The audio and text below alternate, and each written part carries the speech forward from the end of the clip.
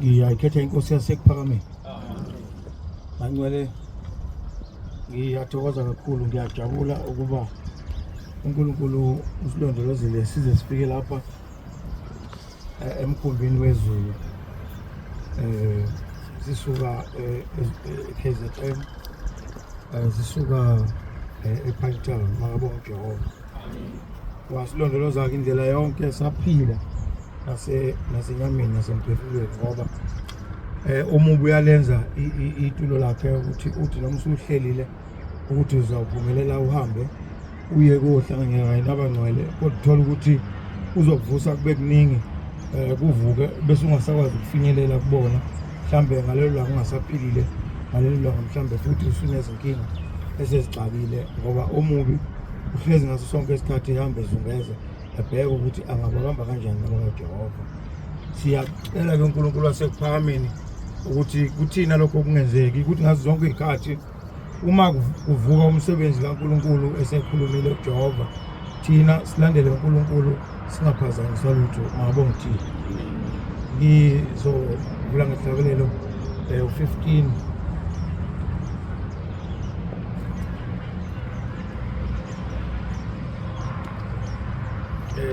angibaleki eyalweni. Shilo umfundisi wathi uma umuntu eyala kuthiwa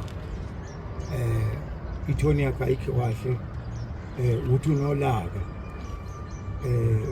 akakhulumanga kahle ekubeni. Kodwa uma uzothi uzokhuluma kahle, umuntu uyabaleka uyoza sithela, usazama imena ongasukhulume ngalo, usabhidilisha ukuthi kambe uma ngizomtshela kahle angathuki yiphi indlela. Uthola ukuthi le ndlela uyayibheka, mhlambe kuzokuphela i-hour usayibheka, akasekho phambi kobuso bakho, sesithele. Kuba njalo noma usuhupha isigebengu, usijaha sintshontshe ifoni yomuntu lapha emgwaqweni. Uma ungase uhlale phansi uvula umthetho obekwe uhulumeni, uyawuthola umthetho ukutshela ukuthi qala umazisi ukuthi uyambamba, uhamba naye e-police station. Lesi sikhathi usamazisa ukuthi ngizokwazisa bhuti ukuthi engathi ubanjiwe manje, usokalala ukuthi ubambe nangumuntu wenkosi ehambele emgwaqweni, usithele ngale uyabaleka ukuphinde umthole. Yiyo lento ebisho umfundisi ukuthi ngokomthetho kaNkulunkulu akukho la ukuthi khona thambisa kanjena, qinisa kanje, kodwa kubhaliwe phansi ukuthi nawo umthetho kaNkulunkulu uthi hlonipha uyihlolo nenyoko ukuze insuku zakho zande emhlabeni. Ngabonga uThixo. Ungabe uyibeke kanjani ngoba ibekwe kanjalo. Ngilanga sihamba noBaba Melusi siya kwi-commission ye lokhuzana izengikhohlwa igama lawo le yabantu namalungelo abantu, CRL commission. Laba abantu abakhona laphana bathi laba abaphila ngobulili obungaqondakali, uBaba Melusi akasho kahle uma ethi uma efunda incwadi, kunencwadi le kaLot. Ukuthi Mike yami ngijwayele ukuyimemezela kuphela, angijwayele ukuthi ngikhulume nge-mic. Ngiyabona uthi ubaba akufunde le ncwadi kaLot la khona kwafika izinsizwa zifuna ukulala nezingilosi ezazifikele kwaLotha. Kwathi mangabe sekufika isikhathi kwabe lezi insizwa lezi zifuna ukuyidlakaza indlu yonke, esifuna ukungena ngaphakathi. Wayesethi umkaLothi kungcono thathani la madodakazi ami okungcono nibone ukuthi nilala kanjani nawo, ngoba laba abantu abalapha abantu basezulwini, thina njengabantu abasivakashele asifuni ukuthi nibonise noma nibone. Kanti ingelosi sezizwile eqala zaphuma ingelosi zathi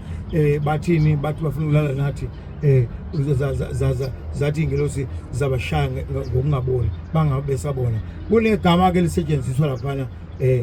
eliqinile, lelo gama lelo baba walibiza, wathi mase libizile kwase kusuka umoya yedwa wa-CRL commission wathi nithakathini umuntu kaNkulunkulu, ngoba kubhaliwe ukuthi igama lithi akuyona inhlamba le, into othi uma ufunde eBhayibhelini ufike kuyona sekufanele uyifunde kanjalo. base bethi bona lento ayilona imene elihle libekwe kahle ifuna ukuthi mayikhuluma ayikhuluma ihloniphise uthi ke lona ke lo mama ngiyamthanda lo mama ngisengikhonhle isibongo sakhe uthi fanele niye eBhayibhelini niyothi ayibeke kahle eBhayibhelini makuthiwa yiziphingi usho iziphingi makuthiwa izifebe usho izifebe kubhalwe phansi eBhayibhelini mawuthi ke manje asishiye ukukhuluma njalo sekuyinkulumo engasaqondile kahle njengoba esho umfundisi ukuthi lemhlaba mningi umntwana lapha usevala endlini bese engene eloguzeni ebesithi ubaba ukhulume kabi wathi kunento okuthiwa izifebe wakhuluma wathi bese labo bekhala bangale le crowd engalithi oh no Nkosi yami into sekuyinto endala leyo ayisakhulunywa kanjalo lento akazi noma leyo lokuzana igcwele itabani bayona leyo crowd leyo elale kwaphela akubonwana kulezi zinto ubonana ngezithombe kuphela kuthiwe ke lo baba wakho usangene ekhanda lakhe uzalwa umuntu nje osangene abasekho abantu abanjalo emhlabeni bese ke uthi ngalokho umthetho kaNkuluNkulu ungasenzeki ngendlela ngoba le tone yami ayibanga into kahle noma le tone yomzali okhulumayo ayibanga into kahle angifuni ukubaleka ngoba sengiqala ihlabelelo manje esingafani ihlabelelo sikamfundisi ihlabelelo sikamfundisi siyesabisa ngisisodwa lesi sihlabelelo sikaShembe sikomfundisi lesihlabelelo sikaShembe siyakhombisa ukonakele vele nje usahlabelela ngeke ngakhuluma ngathi kunehlabelelo ephakameni ngikhuluma nomkhokheli ngithi khokheli nehlabelelo ephakameni othi umuntu mayisukuma ngaso ubone ukuthi khonto engahambi kahle la ethi nje sukuma mayithi wena Thixo dalami ungikhohlwa ngani uyubona ukuthi khona into emphethe kabi umuntu akaphathekile kahle nje umfundisi mayisukuma wathi ehlabelelo mangayazi ukuthi hayi ngeke kuyonakala lapha silimile sihlezi siwagadile amabele kuyonakala kodwa ke ngiyajabula mfundisi kababa ngoba sibekiwe ukuba sigade ensimini sibekiwe futhi ukuthi uma ngabe kubonakala ukuthi kuyonakala kube yithini esiphose kakuqala sikhiphe lokho okukhiphekayo sikhulume kahle sithethe indaba kaNkuluNkulu sikhulume indaba kaNkuluNkulu ukwenzela ukuthi kungonakali sikhona ngoba njengoba usho nje thina sabazali bengane abazali bengane bonke laba abakhona lapha okunye ukukhuluma okunye kusale okunye mase kuzokala khunye umfundisi ukuthi akwana umfundisi usho njengobaba usho yona lento akuyona ukuthi ithandwa ubaba kuphela njengoba usho umfundisi ukuthi nathi mase nifike ethempelini nasengithola ukuthi kuleli thempeli leli kwedunyisa uNkulunkulu futhi zonke lezi zinto benitshelwa ngazo kuthiwa lezi zinto ziyinkinga azidingakali lapha phakathi kwaleli khaya ubaba ongazidingi kwatholakala ukuthi akusiyi ubaba kahle ngempela okuyena ongazidingi uNkulunkulu ongasifunile angiyohlabelele Basi tuzimaga awena ulitimbalet Gosi Gosima awena ulitimbalet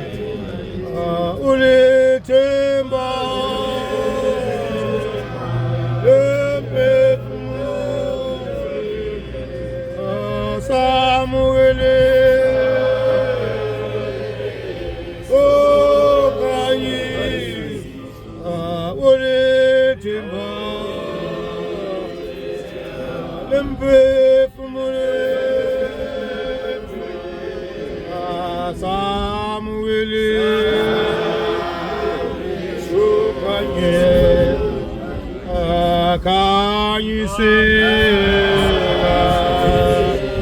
about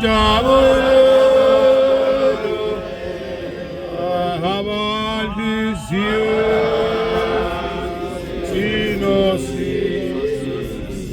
can you say about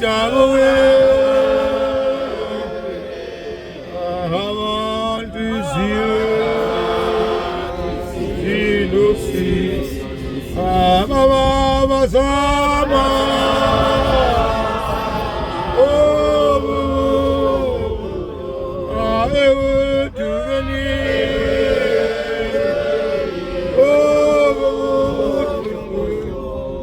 Baba Sama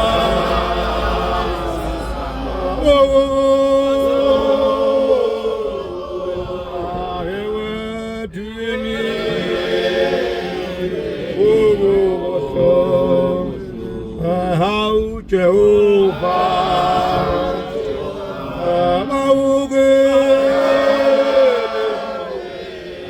Banga Banga, Simagat, how Jehovah,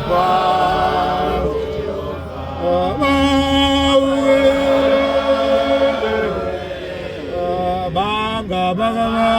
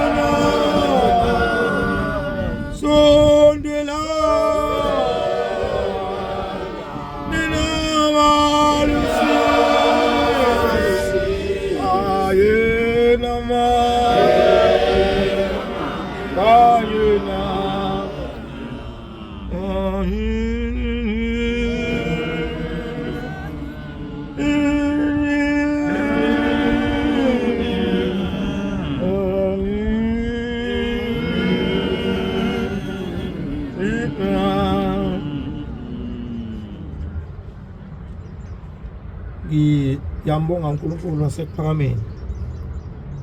ngoba ukukhuluma kwasekuphakameni uhlezi ngaso sonke isikhathi kumtoti kumnandi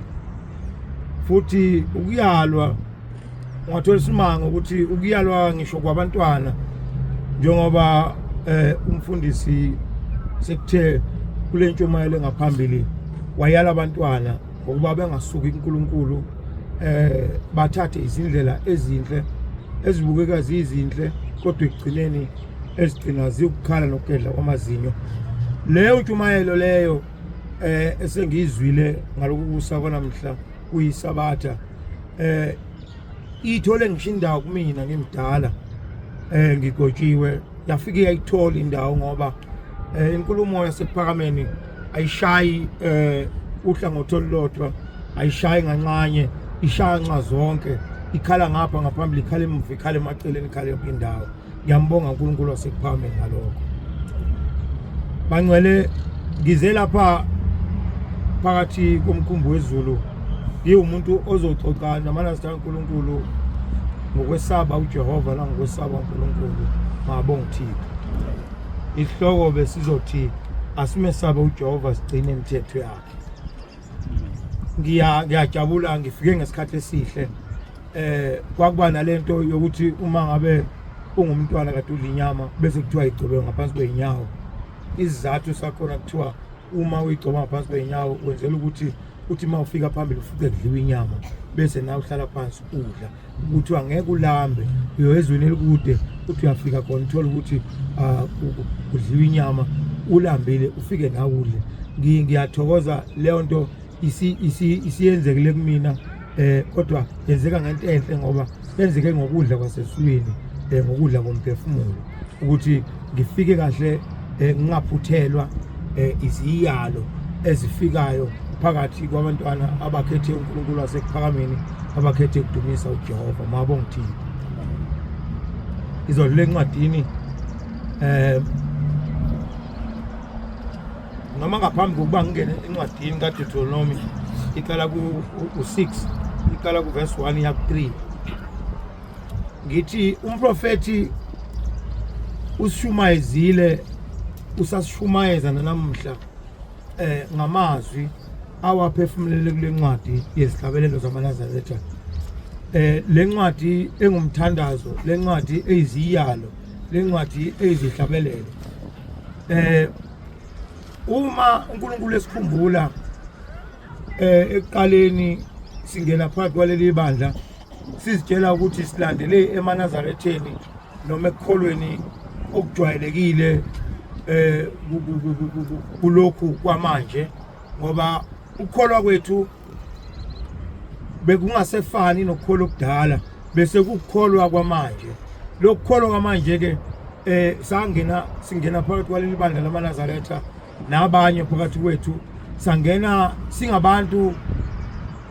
abangaphenduki ebuNazaretheni abebevele kade bemaNazaretha salandela sithi silandela nje ibandla lamaNazaretha ngoba bekunethempeli esilibonayo nale endaweni ethile ake siye kulona kanti uNkulunkulu siyazuza ngalokho sesingene endaweni lapho khona uNkulunkulu owayephakathi kuyona okwathi mangabe eqala uJehova ekhuluma ngengilosi yakhe phakathi kwethu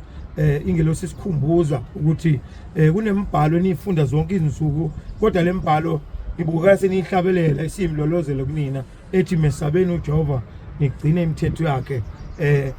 lembhalo itholakala emthandazweni wokuvuka umthandazo wesabatha umthandazo ngisho ukulala lama verse athi mesabeni uJehova ngiyakhumbula emthandazweni wokuvuka ithi mesabeni uJehova igcine imithetho yakho ishe egcineni bese kuthi esabatheni kube u3 no4 ihlabelelo endala ethi mesabeni uJehova ngigcine imithetho yakhe ngoba uma ningamdumisi ngemithetho yakhe akasoze anehlisela izibusiso akasoze ayamukela emthandazweni lokho ukhombisa ngokusobala ukuthi lo nkulunkulu esimdumisayo uNkulunkulu onakusisayo uNkulunkulu oqaphelayo ukuthi uma wena ungayisayigcina imithetho yakhe kusho ukuthi ekugcineni kosuku usumhlubukile ebese yakushaya ngalokho akushayela ukuthi awumdumisanga izisho incwadi ithi unomhawu uthi ngokuthi awumdumisanga wena noma wena umthukile kodwa lokho akukhiphele kuwena aphinda akukhiphele nje izizukulwaneni zakho eziyolandela lokho ke ukhombisa ukuthi akakhohlwa uyakhumbula njalo kodwa kuthina amakholwa kuye kugqame kakhulu ukuthi unomusa sithi unomusa uJehova basho njalo amakholwa omhlaba athi unomusa esisindiswe ngomusa kodwa abakhohlwe ukuthi uJehova uyesathu namhla ngithi asimesaba uJehova sigcine imithetho yakhe amen. Deuteronomy 6 verse 1 to 3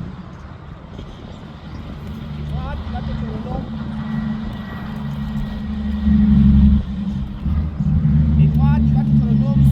kusuka kuvesi 1 kuya 3. Nansi imiyalo nezimiso nezihlulelo uJehova uNkulunkulu wakho, uNkulunkulu wenu ayala ukuba nifundiswe khona, nikwenze ezweni eniya ukulidla, ukuze umesabe uJehova uNkulunkulu wakho, ugcine zonke izimiso zakhe nemiyalo yakhe engikuyala ngakho, wena nendodana yakho, nendodana yendodana yakho, zonke izinsuku zokuhamba kwakho, kwandiswe imihla yakho. Yizwa-ke Israyeli, uqaphele ukukwenza ukuba kube kuhle kuwe, nande ngamandla, njengalokho uJehova uNkulunkulu wawoyihlo wakuthembisa khona ezweni elivame ubisi nezinyosi. Amen. Amen. Lesi isandulelo bangcwele sokwandulela ngoba imithetho kaJehova uma uzoyibika noma owasezulwini eyibika uyayendlalela njengathi nje na ngeke ngiphinda kaningi ngoba lento lena ngiyangifise ukuba omunye nayazi ukuthi sancenge ngoba ngcwele sikhishwa ezintweni esasizitshela ukuthi ziyizo kodwa zibe zingezona. Ngiyakhumbula mzukwane sisuswa ezangomeni, sisuswa nabathandazi ukuthi kwabanjani, kodwa ngiyakhumbula futhi ukuthi akufananga ususwa kwethu ezangomeni nakubathandazi kwaba indluzula, kodwa ukususwa kwethu ekuhlabeni ukuthi singahlabeli abanye onkulunkulu sancengwa ngoba lapha ekuhlabeni sase sihlabela othixo bethu, sithi sihlabela abangasekho ukuze bakwazi ukuba basiphe imisebenzi. Uthi mangabe uyofuna umsebenzi kufanele ukuba uhlabe imbuzi ubike ngayo ukuthi uyofuna umsebenzi. Uthi mangabe kufanele wenza into ethile uthathe imbuzi uyocela emoyeni ongasazi noma lemoya isahlezini lapho uthi ihlezi khona, ngoba kwathi lapha kufika khona umprofeti kulelizwe wathi mayesefikile umprofeti amathambo onke uNkulunkulu wawahlambulula ahamba ezulwini aya kuJehova uNkulunkulu wethu. Mabonga uThixo. Ukuba ke manje sasisahleli ngaso sikhathi ngithe mana sikaNkulunkulu seza phakathi kwale ndawo sitshela ukuthi size nje ethempelini noma size kumaNazaretha asazokhuluma indaba eyodwa ukuthi ukuze sidumise uNkulunkulu kufanele sikhulume ngemisebenzi, sikhulume ngobaba mkhulu, sikhulume ngokuthi ningakanani imisebenzi ekufanele siyenze, wenziwa kanjani umsebenzi othile, sizochaza amaphupho phakathi kwale ndawo kaJehova, kodwa singazi ukuthi kanti le ndawo lena esikuyo ngempela yindawo lena yokuzokhuluma ngomthetho kaJehova. Awucabange ngisuka le Pinetown ngize ngifike lapha ngizokhuluma ngokuthi uma uphupha into ethile usuke uzobona into ethile, uma uphupha into ethile usuke uzobona into ethile. Mangikutshela ukuthi hayi uyabona ke kufanele ukuthi ngoba wena ulokhuzile kufanele wena usuke endlini la usuka khona, engabe usuka kulamalokusha lapha kwenye indawo uhambe ngenyawo usuka le uzufike lapha ngoba ayisabatha into engekho emthethweni kaJehova. Leyo nto leyo ngiyakhile mina ekhanda lami, noma ngithe mangifike esangomeni sami sangitshela ukuthi ukuze ube right phakathi kwaleli khaya kufanele uhambe ngenyawo la egcekeni, ungahambi ngecathulo. Uma uhambe ngecathulo ngizokuphula kushisa ngoma. Sithi sitshelwa abantu asebe phakathi kwalelo khaya lelo, siqinisile futhi ngoba vele usukile wamshiya uJehova, ufanele ukutshelwa imoya nongayazi noma yakini ukuthi musuke sifake icathulo, and ma wasifaka icathulo izokuphula ngempela. Mina namhla ngizokhuluma indaba kaJehova ngizokhuluma ngemithetho kaNkuluNkulu ukuthi uma singena endaweni kaJehova sikhipha izicathulo ngoba sesingena endaweni engcwele angisho ukuthi khipha izicathulo usuka ngabe usuka ePitoli ngabe usuka Orange Farm uzufike lapho uhamba ngenyawo uma ungahamba ngenyawo namhla ngabe ukuthanda nje uyayithandela mhlawumbe uthi inyawo zami ziyakhula ngifuna ukuziqinisa ngihambe ngazo phansi kodwa sinokuqonda okuhle ukuthi umthetho kaNkuluNkulu awumixani nemithetho yabantu umthetho kaJehova lona esimesaba ngayo uJehova lona odlalelwayo lana ukuthi sizazi izimiso ngoba izisho incwadi ithi lemithetho awuyenzi nje ukuthi kube kuhle uNkulunkulu uyamdumisa uNkulunkulu ngayo uyamsaba uJehova uNkulunkulu wethu ngayo kodwa wena wenzela ukuthi kube kuhle kuwe ukuze kube kuhle kuwe ugcina lemiyalo lena elandelayo ngicela uqhubeke nayo uqhubeke kusula verse 4 wethu uzibambe ku8 verse 4 Yizwa Israel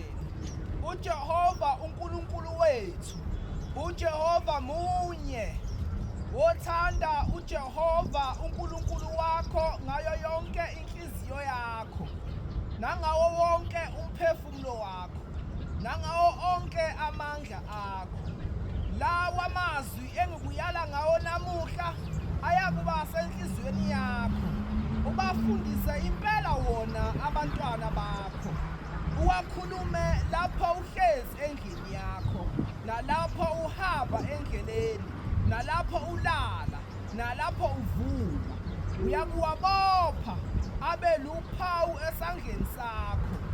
abe yisikhumbuzo phakathi kwamehlo akho amen amen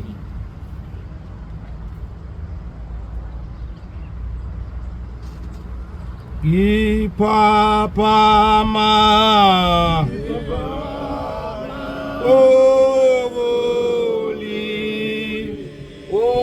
Ogoli Swahili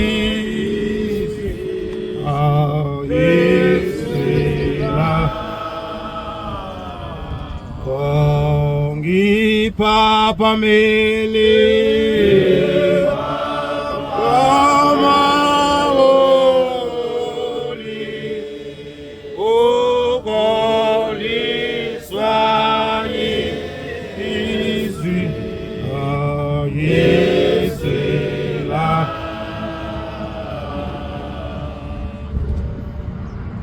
sikhuluma ngomthetho kaJehova sikhuluma ngencwadi enkulu umprofeti asinikile iclue yokuthi asiyibheke kuphi nendawo usinikezile iclue umprofeti wakithi ekuphakameni wasinika ukuthi uma sifuna ukukhuluma ngomthetho kaNkuluNkulu siyokubheka kuMose ukuthi uMose wathini wathi utheni uJehova phakathi kwabantu abathanda ukudumisa uNkulunkulu nabantu abathandwa nguJehova ngoba into esenza kuba sifunde lezi incwadi zeBhayibheli bangcwele sizifunde singaziyeki okokuqala ngoba sithunywe umprofeti wakithi ekuphakameni wasithuma kuzona wathi lo mthetho wafikela uMose wathi lo mprofeti wayiniki umthetho kaNkuluNkulu wathi asiwuthathe kuye asiwuthathi noma ikuphi nendawo kangangokuba zonke izinto ezikhuluma esihlabelelweni nalapho khona uJehova ethi uNkulunkulu kakunike wena nkosikazi wenhlokweni zakho ukuba ufundise isizukulwana sakho ethi nawe ndoda fundisa izingane zakho fundisa abantwana bakho akakuthatheli kunoma yipi incwadi ukuthatha kulomthetho kaNkulunkulu le ncwadi kuthiwa bangcwele yayiyumthetho obaluleke ngendlela eqakile yayiyumthetho incwadi eyodwa ihlangene uma kubheka umthetho kuvulwe kuyona ukuthi kambe uthini umthetho kaNkuluNkulu kuvulwa kuyona kambe uma kubheka kuthiwa umthetho kaNkuluNkulu uthini bese kuvulwa kuyona yiyo le ncwadi namhlanje engithema ngicabanga ukuthi ngoba nina ningabantwana basezulwini nina uNkulunkulu senimbonile nina uNkulunkulu nifundisiwe ngaye namhlanje nisafunda ngaye emini namhla izwe livele ezulwini lizovela lisifundise kodwa yini mina engaba umphako engasuka ngafika nawo phakathi kwale ndawo ngize kubantwana abangabafowethu nodadewethu ukuba ngikhulume ngingakhuluma ngomthetho kaNkulunkulu. Iyona into engathi masikhuluma ngikhuluma bese iba mnandi phakathi kwethu ngoba ilona libise esiludlayo lolu lwasezulwini esilithokozelayo kodwa emhlabeni olunzima kakhulu olubaba njengenhlaba. Usho njalo umprofeti. Uthi amen amen amen amen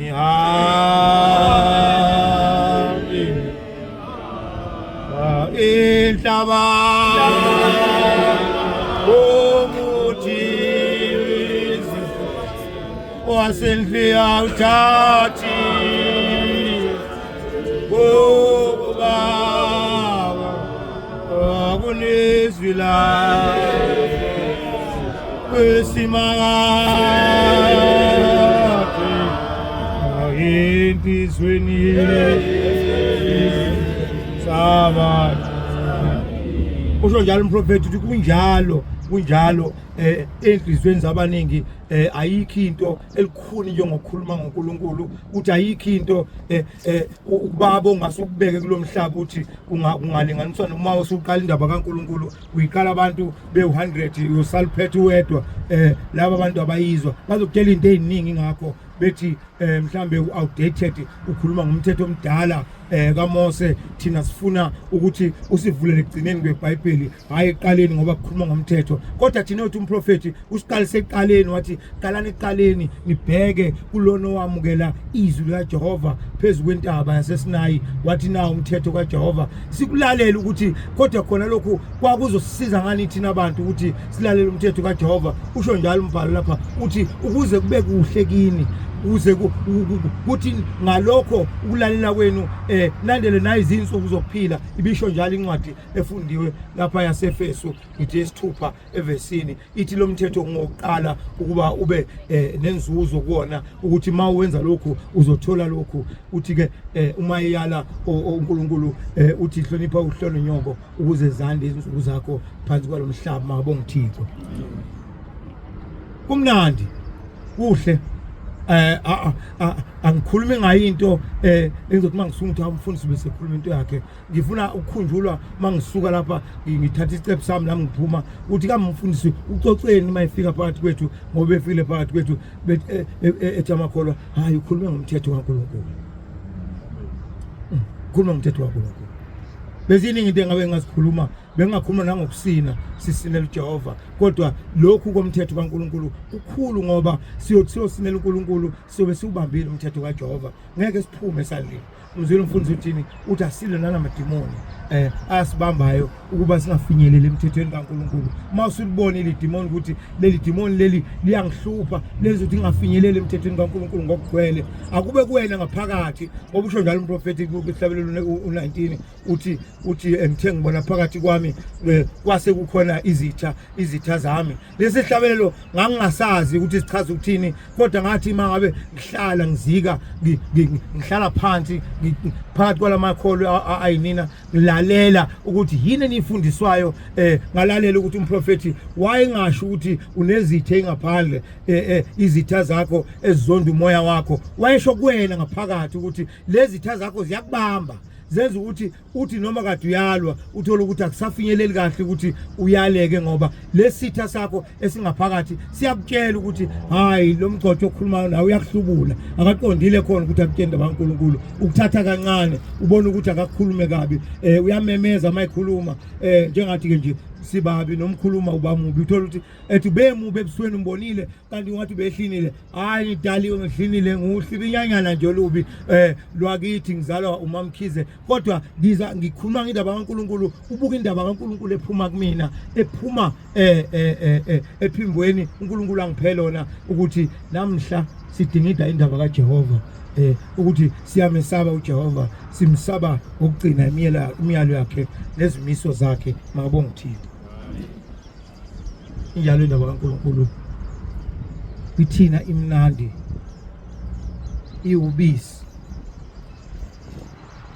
uthina esesazi ukuthi inomvuzo omhle sithi uma ngabe sizoyibheka singakhumbuli ukuthi lona umthetho kaNkuluNkulu sikhumbule intokozo ekuthina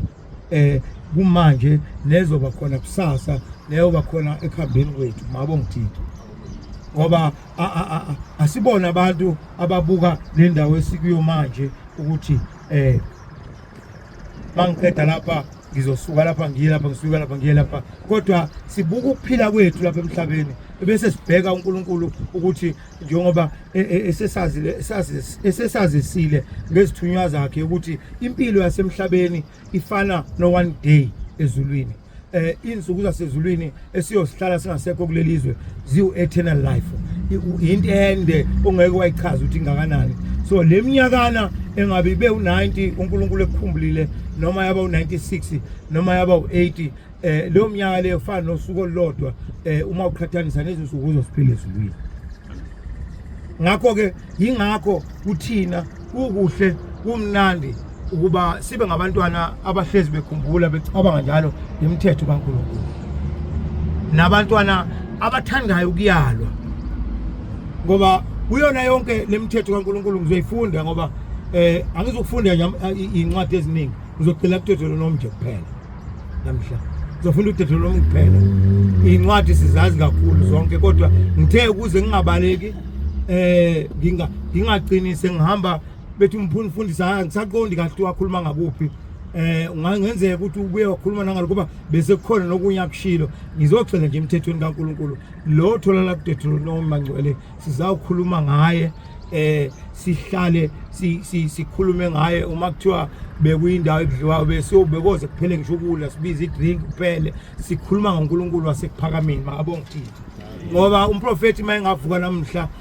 abe phakathi kwethu angajabula abe simanga uma engathola ukuthi basekhona abantwana abangathokoziswa ukudingitha izinkinga zabo ekukholweni abangathokoziswa ukulalela abanye abantu ngokholwa kodwa abajatshuliswa ukuthi bakhulume ngomthetho okwasho yena ukuthi asihambe siyobheka encwadini encwadini zikaMose lapho khona akhuluma ngomthetho kaNkulunkulu ngoba singabantu sigcwele siba ngasiyazi ukuthi incwadi ithola lapho zomthetho kodwa abantu abangafuni khona ukukholwa baye bekutshela ukuthi hayi ungayibheki lezo ncwadi zomthetho omdala kodwa yini ungafuni ukukhuluma ngomthetho ngoba noma uyishayela umthetho ingane ekhaya lakho uyathanda ukuthi ulandele kodwa uNkulunkulu wena uzojabula kanjani ngawe ungawugcina umthetho wakhe uthi mdala uthi umthetho kaNkulunkulu wisithunzi uthi uNkulunkulu uzothokoza kanjani ngawe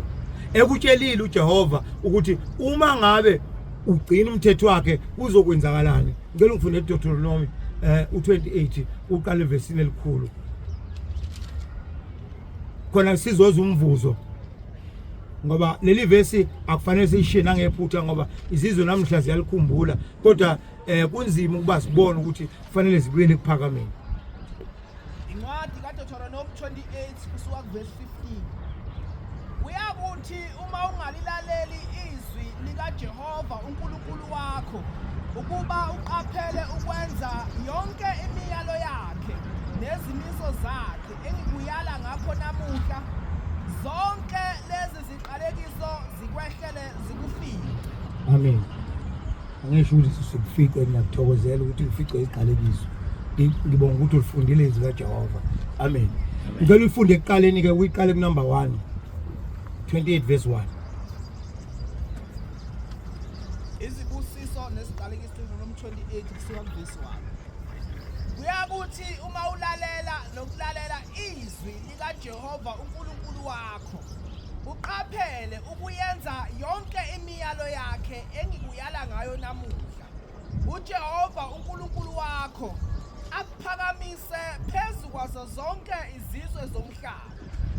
zonke lezi zibusiso ziyakufika phezu kwakho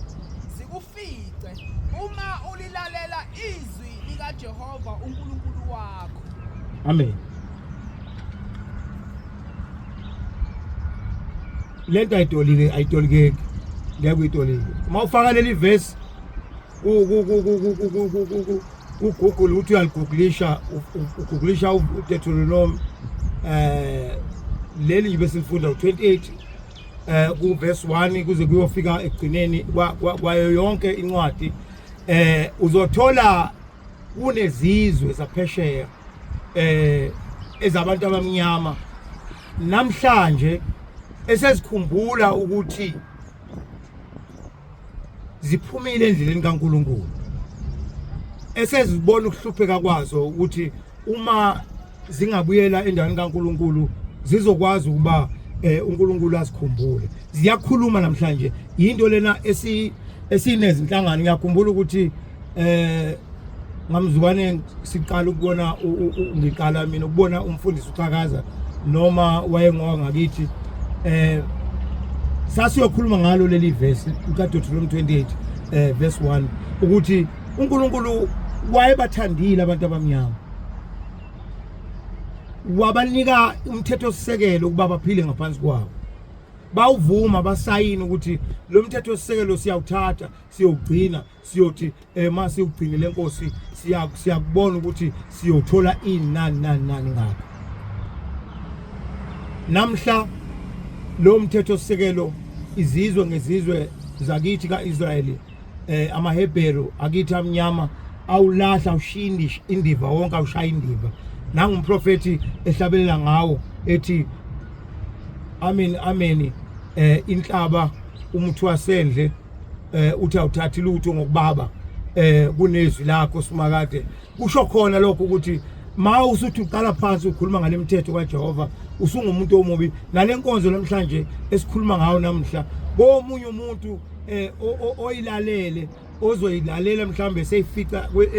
enkundleni zokuxhumana angeke ngimthwalise icala uma ethi lenkonzo yakho ibiyinkonzo njena engenawo umsoco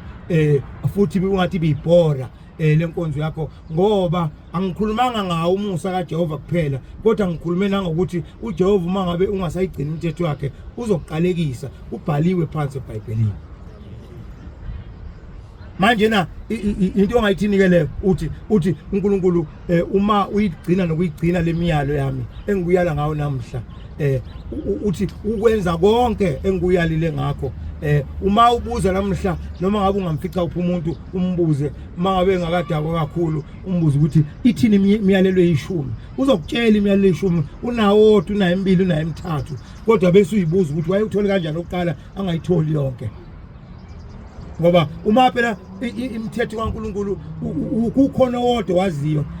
uyawazi ukuthi hayi uthi uNkulunkulu ungebi uthi uNkulunkulu ungaphindi.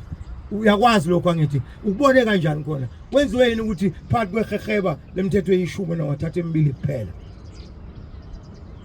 Ilento eshiwo umprofeti ukuthi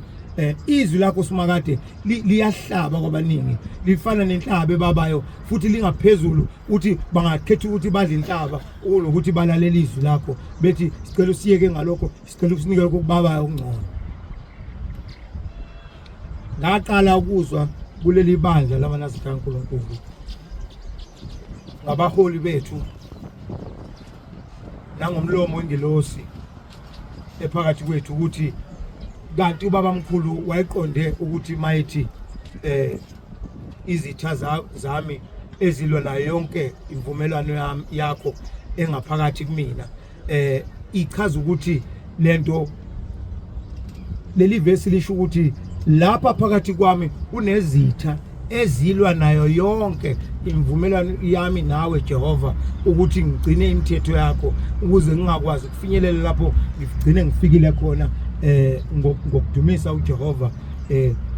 Ngaqala ukuzwa la ekhaya mase ngikulalela ngase ngikuthola ukuthi lehlabelelo manje sesiyayenza ke isense sonke ke kumina ngoba benginga understand ngoba wonke umuntu ocabene nomuntu esontweni ubesuka mahlabele ihlabelelo. Manje ukukhona umgcojo asazwani mhlawumbe nenkosana ethile noma inkosana ethile ayisazwani nonkosana ethile nombana asazwani uyayivela isume ngo19 bese kwihlabelelo sakhe umuntu ngoba unezitheni ngesontweni. Sikhohliwe asazi ukuthi kanti indaba ingaphakathi kuthina ngoba ukuze sigcine umthetho kaNkulunkulu ngendlela akuze ukuba wona ushukela kukhona into ezokuphazamisa. Leyo nto ephazamisayo ayiqhamuki kuwena, ayiqhamuki futhi mhlambe kubantu abaphilayo, iqhamuka kubantu ngisho nabangasekho bakini ababengakholiyo abafuna ukuthi ungakholwa njengabo ukuze ubuyele lapha emsamo bakutshela ukuthi hlabela ini nani. Labo bantu abakholiyo ngisukubalandela, landela labakholiyo abathekweni woza lapha esontweni mabonke uThixo. Inazo ke imvumelwano ke uShemba ekhuluma ngayo, awayikhuluma ngokuthi njengoba sikhuluma ngomthetho kaNkuluNkulu ukuba manje usuyasho ukuthi umfundisi kade akaqhamuki nenye into eseceleni eqhamuka mhlawumbe ngcono ukuthi usitshele ukuthi kwenzakalani naye mhlawumbe wafika ngizokuxoxela ngelinye ilanga ukuthi ngafika kanjani lokholwa kumnandi kuhle ngikhunjulwa uNkulunkulu. Kodwa le mithetho kaJehova kunjani kuba sikhulume namhlanje ukuthi kambe ukuze sigcine umthetho kaNkulunkulu senza kanjani? Ngitholile mina namhlanje ukuthi uma kuhlula umthetho kaNkulunkulu ubone ukuthi ngiyazama, ngoba akekho ozokutshela ukuthi ugcina uhlula ugcina umthetho kaNkulunkulu. Uma sengilapha ngifaka ingubo nginjena sengimhlophe kwa, uzokwazi kanjani ukuthi angikwazi ugcina umthetho kaNkulunkulu? Ngeke ukwazi lokho. Kodwa ukuze mina ngoba ngiyazi ukuthi angugcini ngokuphelela umthetho kaNkulunkulu, ukuze ngifike kuleyo ndawo uNkulunkulu angidinga ukuthi ngifike kuyona, ngoba le imvumelwano yami noNkulunkulu ukuze ngifike kuyona kufanele ukuthi ngenze lento ebisho umfundisi uthi wathatha imbali wahamba wayohlambuluka wafike kodwa bese futhi ngithatha umnikelo ngiyonikela ukuthi uNkulunkulu wasekuphakameni ngiyazama akwenzeki ngiyahluleka ngicela uNkulunkulu wasekuphakameni angiphamandla nginqobe amadimoni afuna ukungikhipha ekukholweni, ngoba ngeke ukholwe kube kuhle kukhona abantu abakhalayo bakhala abantu njengoba uhlezi lapha nje umhlophe khona bahamba othi ngenza umsebenzi ntambama kodwa umfowethu akekho ekhaya. Nayi indaba enkulu sokuthi wasiye emakhaya kuyavalwa, kuvalwa amafemu, kuvalwa yonke into uzobafika ekhaya. Mawufika ekhaya ngicela ibambe ngoba mawusufikile uzobafica bethi hawu yazi kasibani engathi kunomemulo kwemula ingane ethile wena ngoba uthi awuyihambe imicimbi noma ungafika ume ngaphandle ubukele nje ayikho inkinga, awuyi lapho ungayi lapho, awuyinhlobo lapho, ngoba ulapha njena uNkulunkulu wasekuphakameni uinvestile kuwena, ubeka ingilosi kuwena ukuthi kugade lapho ukhona nalapho uhamba khona. Noma usubuka ke imemulo uzothi uyibuka imemulo nengilosi lapha eceleni kwakho imile ebhukwini layo sibhala icala ukuthi ngihambe noSibanibani beka amaphumulo, wafika amaphumulo wabuka insizwe zomgangela beshaya induku lapha kuthuka inhlamba lapha futhi kuthuka yonke into abayazi indaba okukholwa abantu ngapha bashisa impepho ungathi mawulapha ubona indlu ngathi yasha kwayona iphuma into uthi ibheka phezulu mhlawumbe umshado lona kuyashada. Uma umntwana kaNkulunkulu wenza lemvumelano esikhuluma ngayo namhla yokwesaba uJehova ngokugcina imithetho yakhe, awuyi lapho nhlobo awulubhadi unyawo noma kuthiwa sucelwa kangakanani ukuthi fika, awuyi noma wawugcina inkosana awuseyona inkosana usuyinkosana kulokhu kaJehova. Ngabonga uThixo. Amen. Sifundeka buhlungu thina esifike kuleli bandla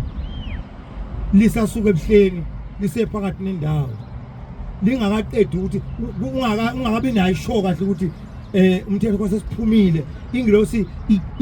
isasigcinela ngomthetho kaJehova isasinikeza. Ngalezo nsuku ngake ngagoduka ngayi ekhaya, ngafika ekhaya ngathola ukuthi kunenye inkosazana yangakithi kwakunoma wethu kuleli bandla ngoba izalo mamkhize yathi hayi kunomshado kushade inkosana yasebuhleni iyashada kuzobe kusino lapha, ngoba ngithanda umgidi ngaphuma ngagudla ukhalo nami ngoba ngiyathanda ukubuka umgidi. Uma sekeza khala igubhu uhlehlihlathi kumina ngisho ukuthi nakho kwasezulwini, hayi kanti ngiqamba ngabulokhu ngizofika zimbeyo insele iyashiya nokunye ngaphezulu ngakudla ngathi mangifika lapha ngazazi ukuthi ngumntwana kaNkulunkulu ngame eqeleni phesheya ngama, kanti ngizothi ngilapha kuyabonakala emzini kungena abantu kule yandlu abafaka amajazi abavangeli nabefundisi bangena nenhlansuthi lapha, bangena ngathi nomakoti bangena phakathi leyandlu iyasha intuthu yempepho iphuma intuthu eminyango iyoshona phambili bathi mabephuma lapha kwahanjwa kuye sigcawu kokhonje isigcawu ayikho into bangcwele ngayenzayo uma ngibuka mina ngaleso sikhathi ngangibuka ngathi ngabona ukuthi ayikho into engiyizile wrong ngoba bengikude bengibukela mina into engaphesheya engiyibukayo nje kanti angazi ukuthi lapha eceleni kwami kubhaleka icala ukuthi ngisuke ngayobuka izinto zomhlaba ngayobheka into uNkulunkulu angathokozi ngayo uma ngiyibuka angisahamba ngekhondo ngaleso sikhathi Toyota Kondo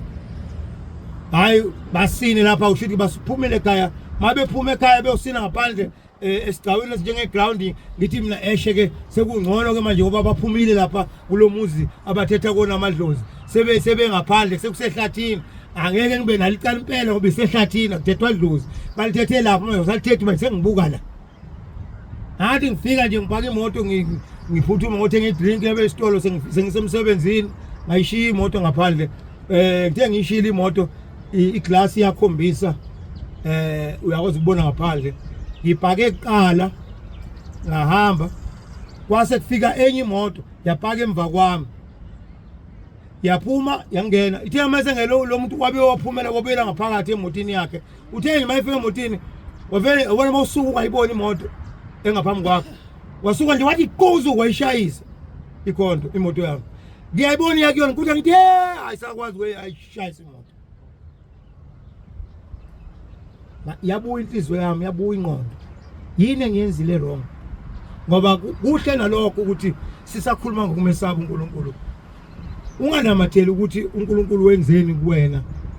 engalungile uNkulunkulu kuyekelelile ngani kodwa ubuka ukuthi uNkulunkulu yini wena mphoxe ngayo ngoba uthi baba ngelinye ilanga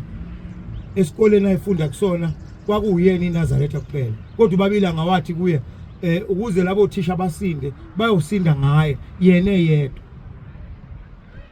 ngathi sibancane siba ngaka kuyosinda izizwe mabonga Thixo siyogibela itekisi ababi bengakwazi ukuliginqa siyongena emshungwini yalapho kubanjwa khona ama-queue ufika abantu namhla kunabantu abathi uma befika endaweni bafike bavulele ngenhlamvu badubule yonke into kodwa siyothi thina ngoba khona kwethu ngalelo langa lelo ungabikho ngisho umuntu oyedwa odutshulwayo kodwa ngeke sazi ngokuthi wazi namhlanje ukuthi njengoba ngilana ngisevela abantu abangaka uNkulunkulu baseve ngenxa yami ngoba ngeke kwenzeke siyofika sakhe ezindaweni lapho bekuhlushekiwe khona ufika ubeka inxiwa lakho wakhe uthi uyabona usibani usenemoto uyabona ubani usiyasebenza sibona ubani usiya thatha umnikelo uye kuJehova futhi ngiyabonga uNkulunkulu wasekuphambili indawo ngibeke kuyona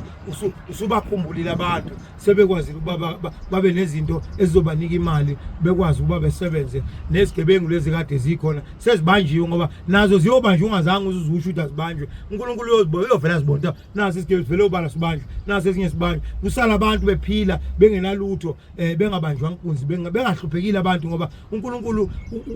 uNkulunkulu ophilisayo uNkulunkulu ocosha abantu ekuhluphekeni ukuthi bangahlupheki abangenise endaweni lapho bezobusa khona betamase khona nalokuthi futhi uNkulunkulu akabadeli abantu bakhe mina nje mangifika ngathi mina hayi uNkulunkulu uzokhumula mina ngedwa kule ndawo ngeke ngize ngikwazi ukuba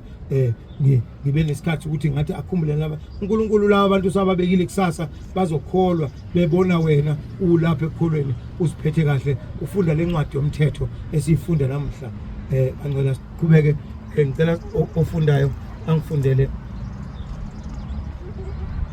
u13 no15 uyena uDeuteronomy 6 Amen amen amen amen amen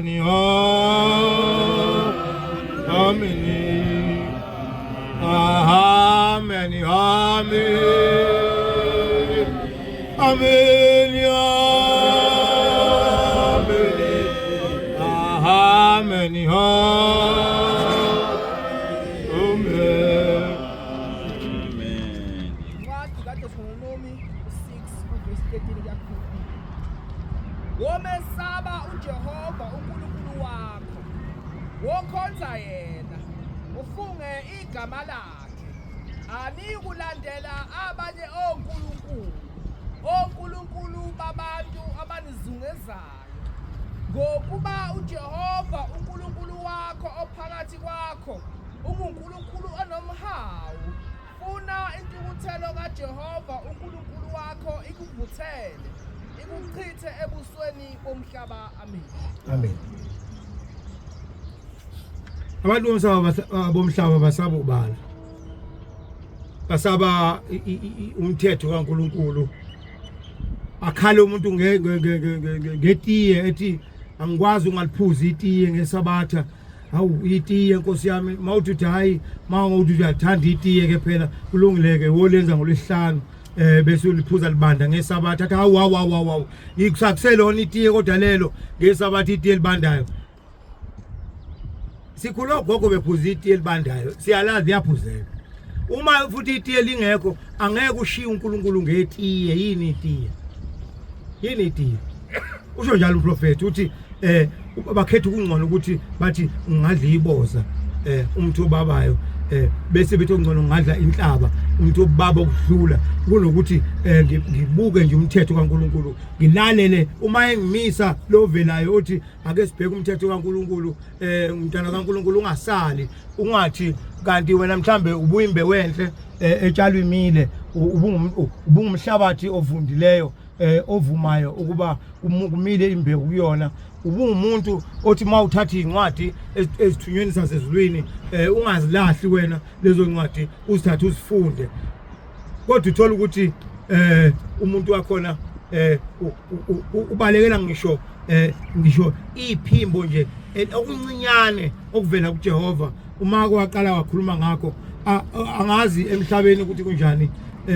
kokunye ukuze ukwazi ukuthi ukhulume nomuntu ngendaba kaNkulunkulu kufanele uzifihle kuqala ukuthi wena uqhamuka kuphi nendawo unhloboni yebandla lamaNazaretha ukuze ukwazi ukuthi umchazele umuntu indaba kaNkulunkulu kufanele kuqala uzifihle ungazikhombisi ukuthi ngoba uma ke washo ukuthi uyibandla lamaNazaretha kaNkulunkulu uzokunqabela lokho ke nje ukuthi ungasakhulumi nokhuluma ngoba uyakwazi ukuthi uzokhuluma indaba kaNkulunkulu uzokhuluma ngomthetho kaNkulunkulu. Kwenye indawo saxoshela isihlabelelo lesi sikamprofeti sicoshwa ngamaNazaretha akwazi ukuthi identify ngaso ukuthi asifanele ukuba phakathi kwabo. Nasi isihlabelelo samaNazaretha kaNkulunkulu lesihlabelelo silihlaza ngaphandle sinomprofeti akasasho nokuthi umuntu wakhona ngoba waye umkhokheli noba umkhokheli akasasho ukuthi hawu saze sasihle isithombe kodwa somprofeti esingaphandle lesi sithombe maNazaretha kaNkulunkulu simisa izulu liduma izulu maske sabekwa ithombe somuntu wasezulwini liyehla ukuduma lehlele phansi ngoba lo muntu wahlangana noNkulunkulu phezulu kwentaba omhlangano uma ubeke yena uNkulunkulu uyakubheka ukuthi lo muntu ngathi uyayazi indaba kaNkulunkulu ngoba lona ngangimthumile ukuthi makakhuluma umthetho akaphefula umthetho phakathi kwabantu emhlabeni laba abayingqosana bezwa sacoshelwa sona lihlabelo kwathiwa siphume sami sacoshwa ngabuka ngathi yini izathu ukuthi sicoshwe sizoze siphefumule ngalomthetho kaNkulunkulu ophethe lo muntu wasezulwini awukhulumile phakathi kwalencwadi amaNazaretha amadala ayihamba nobabamkhulu ayethi mayifunda umthandazo wesabatha ufunda uhlatshelelwe bese ethi oshumayelayo mayisukuma athi isifundiwe incwadi mhlambe nakho lokho kwawubulala umhlaba ngoba mfundisi uma ngabe uthi sifundiwe incwadi ungasayifundi wena kukhona ozokukhulumela ethi kade uthi kanti uma uqale phansi wayifunda lencwadi washo ukuthi ngithini wathi ngithi masabeni uJehova ngezukulwane ninazulwane nezulwane nigcine imithetho yakhe anilobela uJehova ngenceku yakhe uMoses kuzozwakala ukuthi uthini ngoba mawuthi ifundiwe ungayisho ungayichazi singakhulumi ngayo njengoba sikhuluma ngayo namhla ukuthi sikhuluma ngencwadi yomthetho kaNkulunkulu mabo ngithini ikhuluma ngenkululeko bancwele ngazi kahle ukuthi ngikhuluma phakathi kwabantu noma ngingezuba mude ngizoba mfishane ngizobuya nganeno angifuni kufe intshumayelo esingene kubantwana esibazalayo ngoba abantwana bethu abancane basibazalayo bahenye inkonzo ngokwabo bese eceleni nathi siyenye inkonzo ngendlela yethu siseceleni kodwa uma kuhlanganisa konke kuyinkonzo eyodwa ngoba uNkulunkulu munye uJehova munye nezwi nemithetho yakhe minye uma ngabe sitshela abantwana ukuthi dumisani uJehova ngemithetho yakhe sibayiyale ngemithetho kaNkulunkulu njengoba isho incwadi uDeuteronomy 6 usho njalo uthi nabantwana bethu sibayiyale ngalemithetho size siyiphathe sifake ezandleni zethu sihambe nayo iyaqhubeka le ncwadi ithi silobe nasemakhothameni ezindlu zethu lemithetho kaNkulunkulu ukuba endlini yakho unaye udumisani uJehova amen njengoba esho umprofeti ethi dumisani uJehova amen umthetho kaNkulunkulu wokuqala ukuthi awunayo omunye uNkulunkulu ngaphandle kaJehova awunako umdumisa omunye uNkulunkulu ngaphandle kaJehova awunasho isithipha sento ngoba uma ubuka ukudumisa uNkulunkulu usukhuluma ngesithixo uNkulunkulu akazichaza ngaphambili nabaprofeti abazichazayo uyathola ukuthi yonke into yayingaba uNkulunkulu isihlahla sasingaba uNkulunkulu itshe lalingaba uNkulunkulu ngisho isiliva negolide lalingaba uNkulunkulu njengoba sesibonile namhlanje ukuthi kuyakwazi ukuthi umuntu ezalwe bese chifte bizwa uNkulunkulu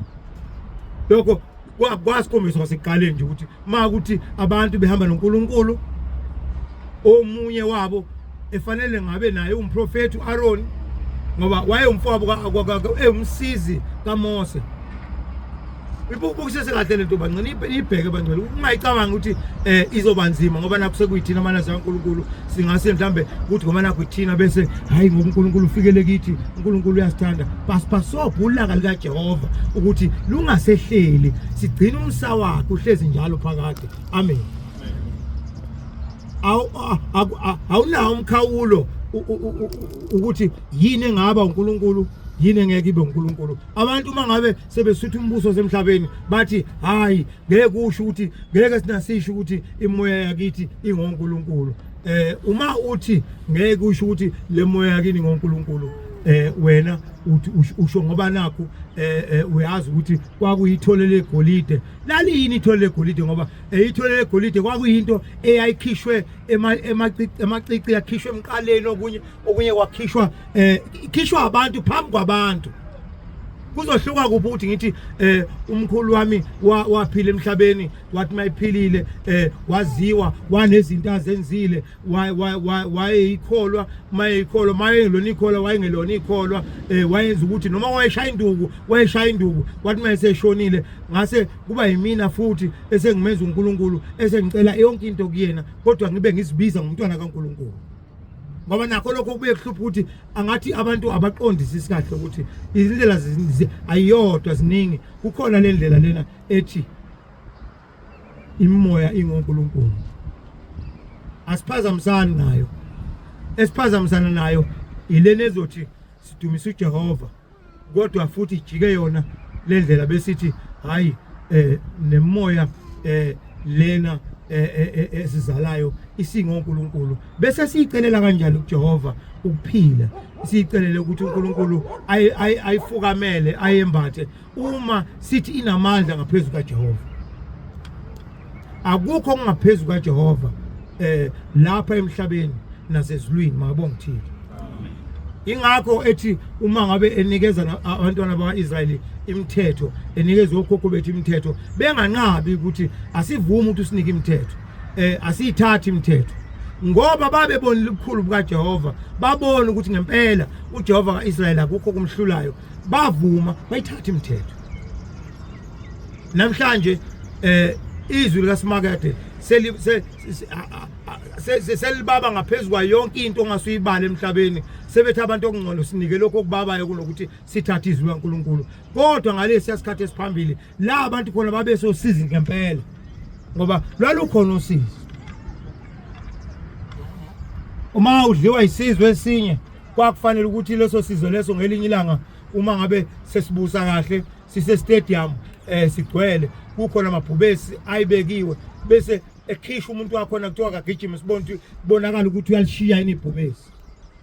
manje ngalishiya ngibhubesi adliwe ibhubesi phakathi ensimini kuphele kanjalo namhlanje sine democracy sina yonke into siphila kahle njengoba esho umfundisi kulana ama TikTok, Facebook, yona yonke into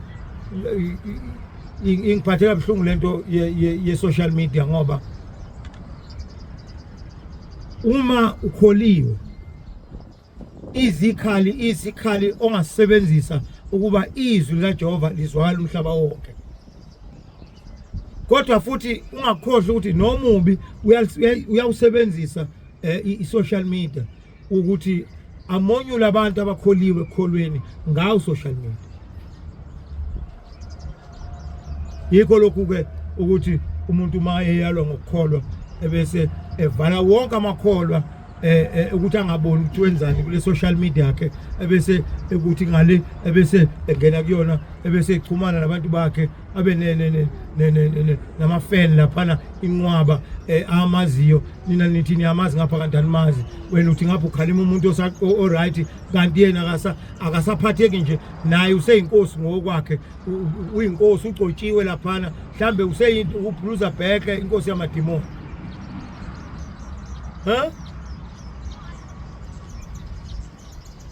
iyahlekisa ngoba ngathi ngiyala insizwe yomhlaba nje ngithi kuyona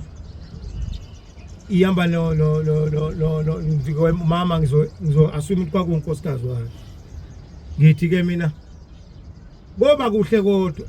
ukuthi mama seseni indawo nyeke omunye akabheki lapho ku Facebook omunye abheki lapho ku TikTok ngoba lelizwe lalapha ukuze uNkulunkulu asikhumbule sikulo siseGibhithe wasikhumbula ngokuthi kutholakala abantwana babe baningi sanda kakhulu isho njalo incwadi ithi ukuze lapha sibe uNkulunkulu akwazi ukuthi asikhumbule wathi mayiqala nje ukusikhumbula uNkulunkulu wasipha abantwana baba baningi kakhulu kwase lokho kuba i-threat ezitheni zikaJehova ezingabantwana bakaMidiyami baqala ukubona ukuthi kanti siyahlulwa sizohlulwa yilesizwe lesi ngine mase uphethe wena uFacebook ngapha lo phe TikTok ngapha uthi ke manje koze kuhamba ilanga lonke lo muntu ohlala lapha umazi manje wathi umuntu wakwelinye izwe uhlala kwelinye izwe sesiyokwanda kanjani isizwe sikaNkulunkulu uyangihleka bengazi kanti ukuthi kanti kube khona abantu futhi nababe bengena endlini ayivalele khona ezokwazi ukuba achazela abantu inkinga zakhe ukuthi mina nginenkinga enjena abakwethu nina niyayazi inkinga enje lokho kwalapha angeke ufanise nakwamuntu ukukholwa kwalapha ngeke ufanise lamuntu ngoba incwadi isho nje ithi asifundise nabantwana bethu ukuthi mabadumise uJehova akuzwakali kwezinye izindawo lokho kunjalo kuzwakala lapha kuphela ngoba sikhuluma ngomthetho kaNkulunkulu siyawurevise ngemizuzu nangesikhathi mabonga uThixo ngizobe ngehlele ngezansi ngifuna ukukhuluma kakhulu kuze ngibaleke ehlokweni bengikhuluma ngaso ukuthi asimesabe uJehova sigcine imithetho yakhe amen amen amen amen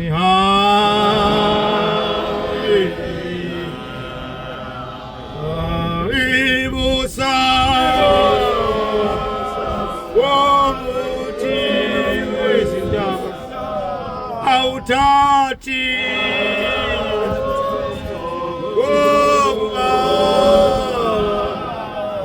akuneswila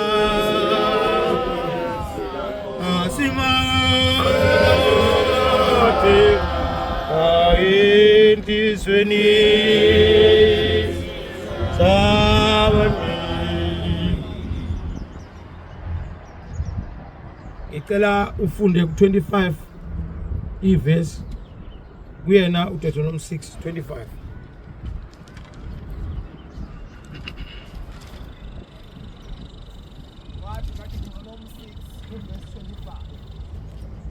kuyakuba ngokulunga kithi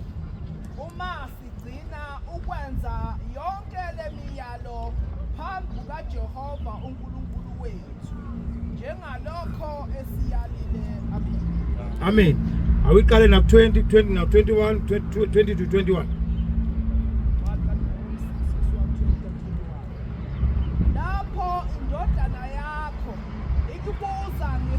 esizayo ithi uyini ubufakazi nesimiso nesahlulelo uJehova uNkulunkulu wethu akuyala ngakho na uyakusho kuyo indodana yakho ukuthi sasiyizigqila zikaFaro eGibhithe uJehova wasikhipha eGibhithe ngesandla esinamandla. Amen. Isho njalo incwadi ithi kuyothi noma sesinabantwana sebesibuza ukuthi ufakazi buni ngale mithetho enifundile yini izizathu ongasuzibeka ukuthi njengoba ngisho ukuthi namhlanje umthetho kaNkuluNkulu usufana nenhlaba noma usungaphezulu kwentaba usubaba kudlula yonke into kodwa kuleso sikhathi ngoba bangcwele uma ngabe uNkulunkulu samcela ukuthi akakusize uxakekile uyafika uNkulunkulu akusize kodwa kuthi mangabe wena uNkulunkulu esekusizile eselindele ukuthi imdumise manje ngale mithetho esikisi yakusa abancane sekufanele mamdumise ngemithetho yakhe lena akunikeze yona nangalobukhulu bakhe uJehova asebukhombisile phambi kwakho wakhipha osizini ubese kutholakala ukuthi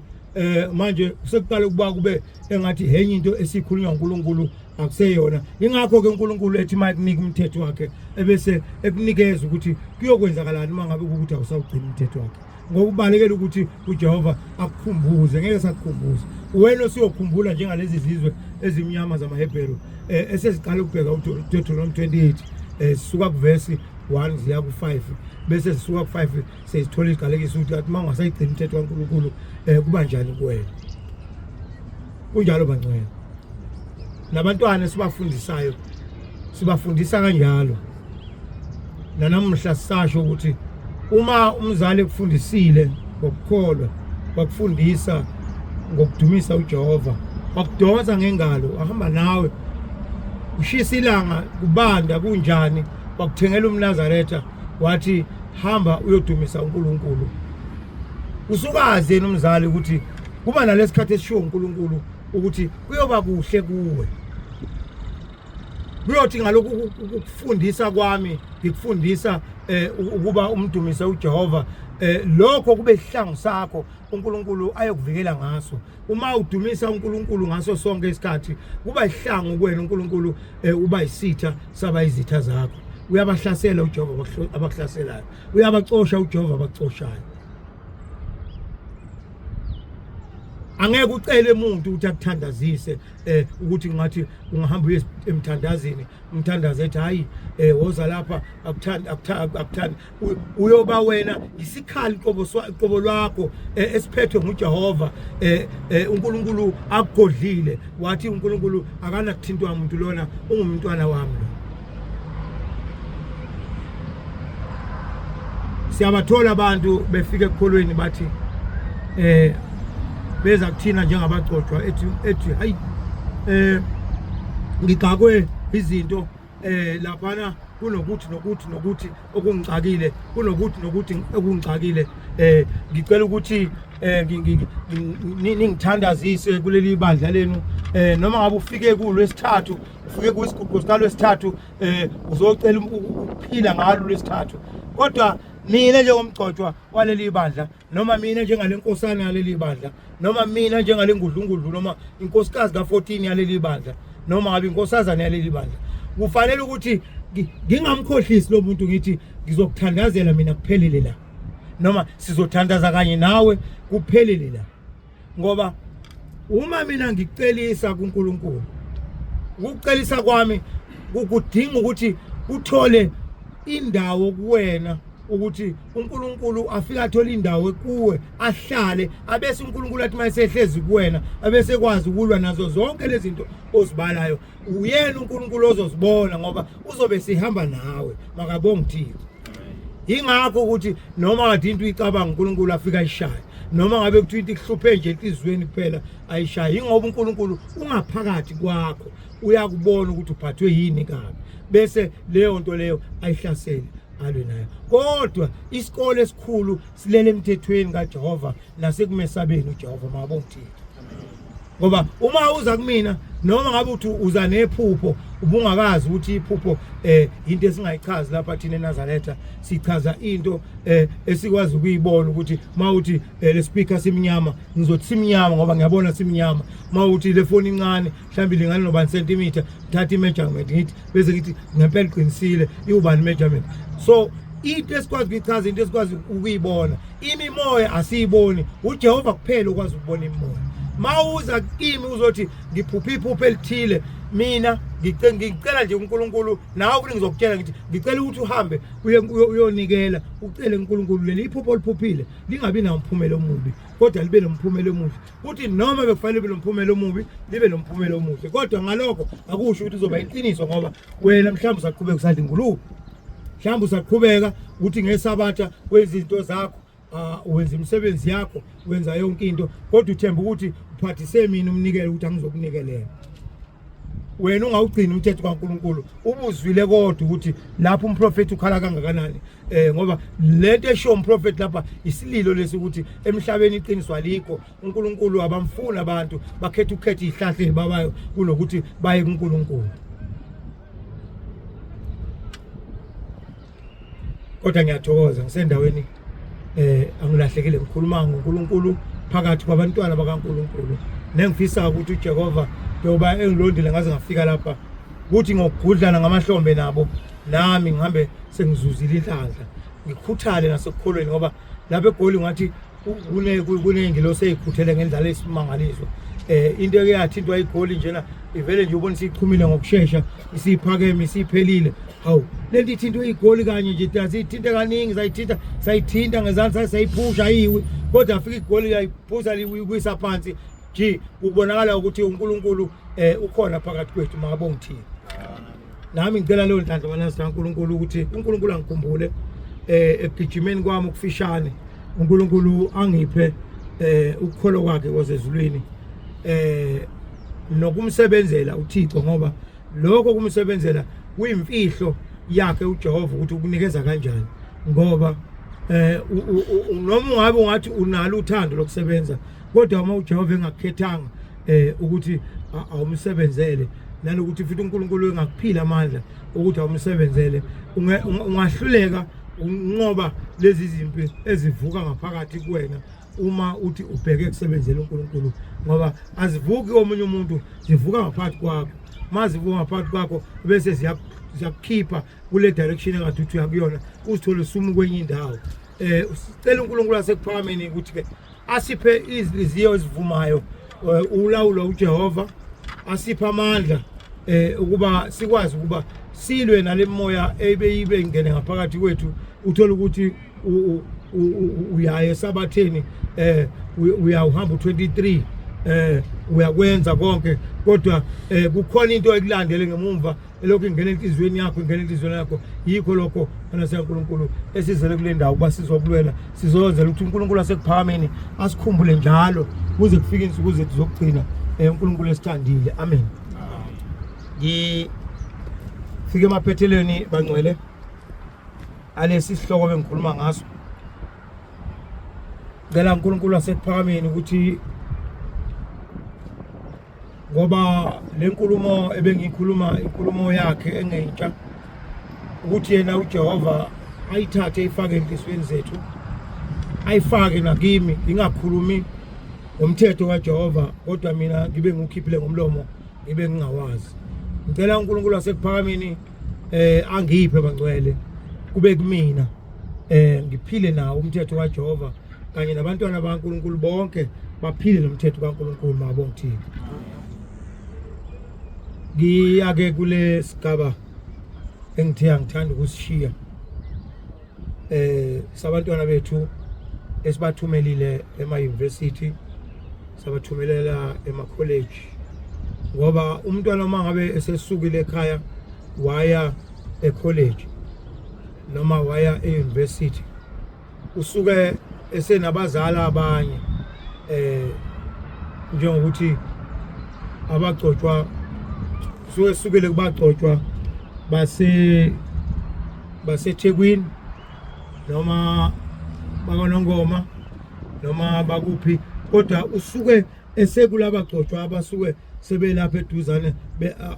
athi maya ngesabatha abathole esabatheni yilabo bagcotshwa asebe ngabazali bakhe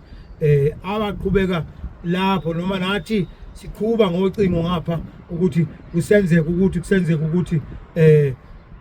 uthola ukuthi nabo ngapha bayaqhuba ukuthi akwenzeka ukuthi akuphinde kwenzeka ukuthi nami ngiqhuba lapho ukuqhuba khona umzali ongifundisa ozala abantwana asebese college ozala abantwana asebese university ukuthi nabi nje Phalamus asho njalo insizwa kaMkhize yathi kuthiwa ngithi qaphu yasuma yasho njalo emngcwabeni yathi na qaphu yasiyohlala phansi yizo nje Phalamus bancwele isikhathi esambile kukhona into ebuhlungu esesiyibuke nje for decades lekusazalwa sikhona nangaphambilini nanini oyizwayo namhlanje ukuthi senzeke kunzima kumuntu oyinkosazana ukuthi afika athathwe umuntu ongakholiyo abese umuntu inkosazana ikwazi ukumphendula lo muntu abese ba yikholwa ephendula lenkosazana ngoba eseyicelile kuke wakhona ikhathi ekholweni la esabona khona abantu bengena befaka amasudu befika nje afika mhlambe uthola ukuthi uzofika ngaleli sabatha ezayo useyacela futhi lenkosazana esihlale igcina isifungo sayo ka 25 yasigcina bese kufika lo muntu yisabatha lesabatha esibili seyithatha njalo seyithathile lo muntu akazi lutho ngomthetho kaJehova njengoba besifunda manje besiyithokozela into besifunda namhla besifunda ngokudumisa uJehova sifunda ngokulalela ukuthi uNkulunkulu uthini phakathi kwethu sizithoba phambi kaNkulunkulu lo muntu kwesinye isikhathi angazi noma mina mhlambe nginebhadini angaze ngihlangane nowakholwa waqhubeka wakholwa noma esecelile waqhubeka wakholwa angazi ngithi kwake kwaba khona abantu bababili omunye wayicela wathi ecelile nje kwahloma imfunda yonke yasemvutho yangakithi wathiwa uyithathile yakasibanibani kwashaya ihuri ongathi kwathi icela intombi yomhlaba kodwa manje wabona ukuthi kwabonakala ukuthi engathi kushayisekile la ngoba yayithi ikhulunywe lento kodwa ikhulunywa ngakahle sengisho ukuthi mana sikaNkulunkulu laba abantwana bethu esibazele awukho umlimo ongenzeka ukuthi ngoba nakho sekuyibona mhlambe ebese kukwazi ukuthi uma ecelwa umuntu wangaphandle othi ofikele nje ukuthi uzothatha nje njengokhozi noma mhlambe yena embone ehlathini lambona khona waba muhle waba yona yonke into waba usuluphu umuntu njengoba esho umfundisi ethi ubonakala emuhle enjani lokho kodwa khona into ashoda ngayo ushoda ngoNkulunkulu akanayo uNkulunkulu manje risk enkulu ukuthi uthi usazoziphendulela yena unenkulu inkinga ngoba uzothi mawufika phakathi lapha endana ukholwa okokuqala angeze esontweni uze wedwa amawufika ngala kuphulisa imithetho kaNkulunkulu uyobonakala ngabe uyancipha kanti ngaleni ukuphulisa imithetho kaNkulunkulu uyakutshela ukuthi mina vele bengingakholwa thina lapha ekholweni kwaMnazaretha asikaze sibone umuntu wesifazane eshawa ukuthi nje ushawa kanjani umuntu wesifazane okuganile ushawa kanjani angikwazi okungcono ngamanga ngaphetha ngidudulwa uyena engidudula mangiwa ngivuke ngime ngilala into angitshela yona kodwa angeke ngamshaya tututu wena ke nkosazane ke ongalalelanga umthetho kayihlo nonyoko wasuka wahamba uyokhunyiswa ngeimpama awulwazi ukukhahlelwa ngonyawo enqeni nje uyokhahlelwa uyobhema ugwaya abhemele phezulu kwakho enza umsebenzi lona wothi uhlatshwe imbuzi kwenziwani awenze wena usukholwa nje mawukholiwe ngokuthi ukholiwe kodwa uphumile endaweni kaNkulunkulu uhlungu kuhlunga kakhulu mfundisi uma singayikhulumi lezi zinto lezi kubantwana sibazele kuyosihlupha egcineni ngoba yiyo lento esho uprofeti ukuthi asibafundise bese ukuthi mabe sebekwenza ebese kodwa ushayiseka nje igazi lakho nokona nomvuzo wonke ubuyela kubona thina uNkulunkulu esibonile sikukhuluma ngoba izinto esizibonakho lezi kuningi okunye kwamahlazo wakithi ngeke ngikwazi ukukhuluma emoyeni kodwa nje namhlanje ngiyabona ukuthi kuyahlupha impela ukuthi ungathi uzothatha umuntu bese ubuyishintshela yena bese umfaka lapha ekholweni ngiyabona enhlalisuthini usuke mhlawumbe umuntu naye ephumile ekholweni abese ethi mayisebuye ekholweni abuye naye esengena ekholweni kuvele udali ukuthi umuntu wesilisa izwi lakhe liyathotshela kwakhona lokho ukuthi malingathotshelanga izwi lakhe ubona khona lokho sekonakele usho ukuthi umhlaba usufile kodwa uma lithotsheliwe ukusho ukuthi ikhona inhlanhla ukuthi lo uzokhona kodwa kulona wesifazane uzogcotshwa ngenyawo Nkosi yami kuyoze kuphele lesikhathi siyababona namhla ngeke ngibabiza amagama bayakhala benza izinto abangazithandi libalele linje ilanga kuyisabatha ithi indoda akafaka ibhuluku ithi indoda hayi asihambeni siye endaweni ethile kunomsebenzi wenziwe ngesabatha isho njalo hlabele sithi ngiyasikhumbula akuyuba khona ukuthi kuyoze kube la khona uphela nya ugula njengale lentombazane akhuluma ngayo umfundisi kuyofika isikhathi la khona ungakwazi ukusina ungakwazi ukuhlabelela ungakwazi kwenza lutho lo muntu okhiphe ekholweni ngoba bangcwele abantwana bethu sibathanda mhlambe kakhulu kwesinye isikhathi mhlambe nathi sigcina singasazi sesiphula nomthetho kaNkulunkulu ngoba lezi zinto ezinjena zifanele ukuba ziyandiza phakathi kwabo bayazizwa ukuthi uma usuka emthethweni kaNkulunkulu kwenzeka ukuthi izona izinto lezi ekufanele sikhulume njalo kubona ukwenzela ukuthi noma kuthiwa sekushaya isikhathi sokugana kwakhe angakufanisi nje nokwasemhlabeni angabuki ukuba sihamba lapha unakhona into ekuthiwa ama-crush une-crush yomuntu oyi-lecture mhlawumbe noma onjani noma i-crush yomuntu afunda naye noma kufanele azi ukuthi lo muntu afunda naye umuntu angazi lutho ngoNkulunkulu akazi ngisho ngeke aze afike nandawo ngoba ubona lo muntu ombona lapha esikoleni ngemuva kwakhe kunogogo bakhe omkhulu bakhe o-anti bakhe izangobe ethile yini nalokho kusasa uma usufika kuzona inhliziyo iliqhiqi ngoba uyobona ukuthi sengigcinile kuye esontweni labantu bakhuluma kanje ngoShemba abamfuni Shemba abamfuni angcwele nami ngizama ukushaya isipikile leyo ndawanye ukuthi abantwana bethu abakhumbule amazwi abayalwa ngawo abazali babo noma bengekho eduze kwabo babakhumbule ngaso sonke isikhathi ukuthi mina uma uhleze ngitshela ukuthi angothandaza ehleze ngitshela ukuthi angohlabelela